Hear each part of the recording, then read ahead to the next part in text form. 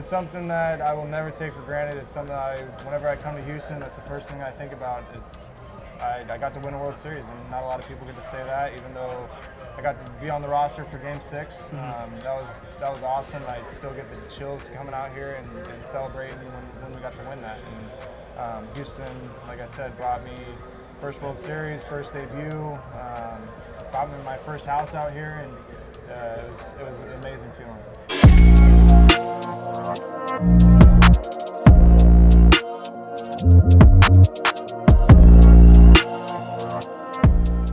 I'm with White Sox catcher Korey Lee.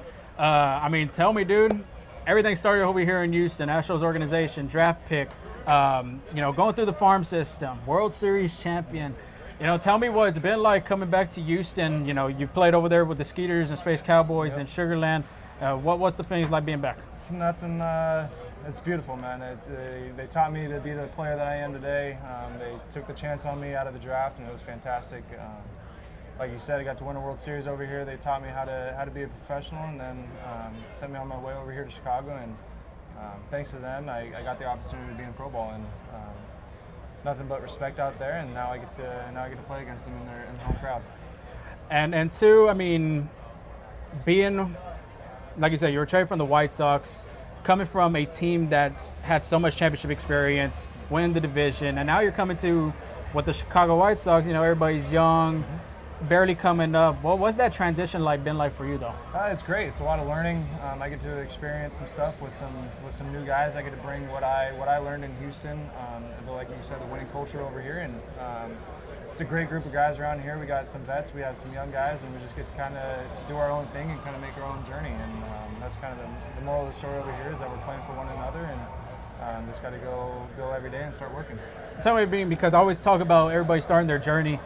For you, growing up in California, going to University of Cal, Berkeley, tell me about playing college baseball. Tell me, did you play travel ball too in that area? Yeah, so I grew up in San Diego, played travel ball my whole life, played other sports, played football, played water polo growing up, and then obviously baseball was always my thing.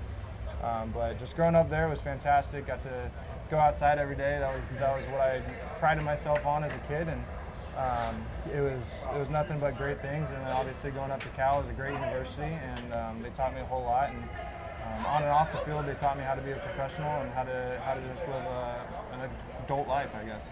Was catcher always the plan for you going into baseball, or you had any other positions, when you're playing travel ball or even in college? Yeah, I played everywhere, but I had an older brother that was a catcher, and he kind of paved a way for me to be a catcher. And I always knew that I loved catching, I loved doing that, but as a kid, I like playing different positions, like doing different things out there. So it was always catcher, but you just got to stay athletic. And let's go back to 2019. Being in the MLB Draft, number 31 coming off the board was Michael Busch. Take me back to that day. What was going through your mind? Did you think you were going to be a first-round pick in 2019? What was going through your thoughts? Not at all. I was completely caught off guard. Was watching the draft, obviously, for a lot of the friends. Vonnie was getting picked. I knew he was having a party. And then obviously it was just watching the draft, and then the 30th pick came along, and I got a call from the agent and asked me if I would sign for this certain amount of much, and obviously said yes. And thankful that they took the shot on me, and it was nothing but good things that day. And now, in here in Houston, Martin Maldonaldo was a starting catcher. I think Maldy has been in your career for most of the part, going through the farm system, going to spring training, even coming up in 22, and then even going to Chicago, signing this past year. Yep. Tell me about his mentorship, his leadership for you, because being in that spot, him wearing the Gold Glove, catches so many games. What has meant to you to be behind Maldy? It was everything I can imagine, man. I looked up to him as a kid. He was one of my favorite catchers when I was not on his team. Then he was obviously my favorite catcher when he was on my team, and he taught me how to be a professional catcher at the major league level at such a young age. And it's something that I'm never going to take for granted. I'm going to give all my praise to him. He's always been there for me. He will continue to be there for me. I talk to him all the time, and he just turned. It was his birthday yesterday, so happy birthday, Maldy! And he's a great person, great family guy, great dad, great husband. Everything about him was very, very professional, and all praise to him, man. Is there one specific thing he had kind of guided you or taught you, or is there that one specific I guess, teaching moments from him? There was a moment where he brought the AAA catchers in during a big league season. I don't know if it was in 21 or 22. We had a meeting just about pitch planning and how to go and manage a pitching staff, and I think that went a long way. I really took that to heart because I think that's the inside out of the game, and that's the thing that takes you to the next level. And he prided himself on that, and I pride myself on that now. And praise to him that he taught me at a young age, and I still continue to do the same process that he did. Yeah, that year 22. I mean, it was a special year. Yeah. Made your MLB debut.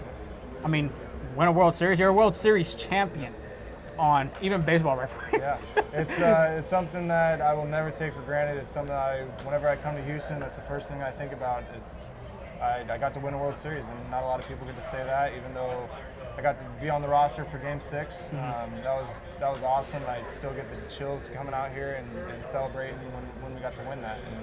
And Houston, like I said, brought me first World Series, first debut, brought me my first house out here, and it was an amazing feeling. What was the experience like, though, traveling on the road with these guys, going into these postseason atmospheres? Tell me about that. It was outstanding.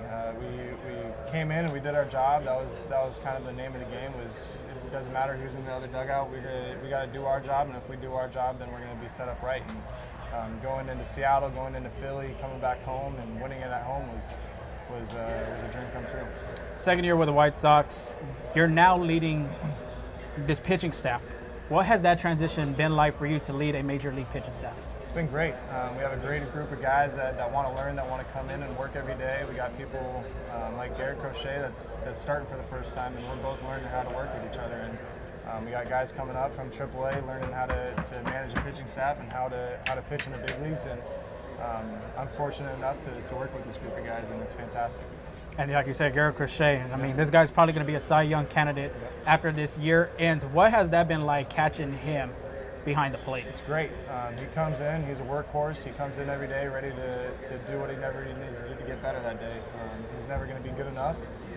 He's striving to always be better, and it's good to see that out of like what you said, a Cy Young contestant, obviously. And it's his first year being a starter, and he's just going to go uphill from here. And Players Weekend is here. I mean, you already showed me your bat. What do the colors kind of represent, though? It's like purple and gold. Yeah, it says SoCal on it. It was born and raised in San Diego. I kind of wanted to do like a little beach sunset theme. That's just kind of recognizes me, and they did a great job on it. Victus, shout out to you guys, and also did a little bit of the cleats and did the shoes. Yeah. Made a little West Coast vibe, and that's what got me here, and that's who I am today. And the SoCal kid will never leave. Did you do any type of surfing out there, I'm guessing? Was with the beaches? Never a big anything? surfer, but played water polo, was always in the water, would always go to the beach, whatever. I had free time, I'd always just go over there. It was 10 minutes away, and that's kind of like my little happy spot, is going to the beach and going in the water and just hanging out with family and friends. My last question, I always ask this at the end. This game is about adjustments. Baseball is a game of adjustments. Tell me, what has been your biggest adjustment so far in your baseball career? It could be even talking about baseball, or it could just be talking about generally in life. Yeah, I think it goes deep, man. It goes on different spectrums. You could talk about the life aspect of just growing up as a man, and I'm a 26-year-old guy now, and I came into pro ball not even as a 21-year-old. So the changes that I've made in the past 5 years has been substantial on and off the field. On the field, I think it's just been being a catcher and taking pride in being a catcher, and obviously the hitting tool is going to come and go. Obviously, we have 8 other guys in the lineup that can hit for me whenever I don't hit, but something that I can control is behind the plate, controlling the running game, controlling our pitchers, and just really taking advantage of that stuff. Awesome. Yeah, thank you. Appreciate it, Korey Lee. Korey Lee, Chicago White Sox.